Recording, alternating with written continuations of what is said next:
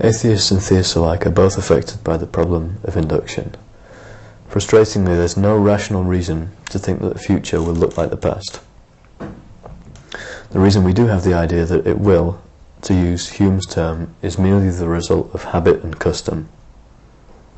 We all assume the future will resemble the past, or what's known as the uniformity of nature.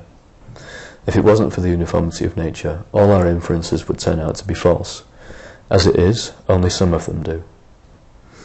Presuppositionalists insist that something is necessary to account for the uniformity of nature, and of course God is invoked to do the job. On this view, God maintains the uniformity of nature. As an alternative, an atheist presupposition might simply be that the universe exists and that uniformity is part of its nature. In fact, it has to be, because otherwise we wouldn't be here talking about it. As it stands, both the theist and the atheist worldviews can be said to account for the uniformity of nature. But there's a complication. On the theist's worldview, there is a God who performs miracles. Miracles are amazing events that we would not normally expect to happen. In fact, miracles by their very nature are events we would only expect if God had somehow let us know in advance that he was about to perform one. The theist doesn't claim to know God's mind or what God's plans are, and he doesn't claim to be able to predict where or when the next miracle will occur. And this is important because it means that the next time the theist drops a pen, he can't say whether or not a miracle will prevent it from falling to the floor.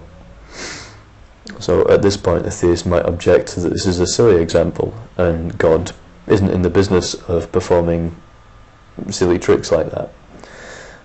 Each of God's miracles in fact makes sense and is for something and is part of a greater scheme. But the problem remains because if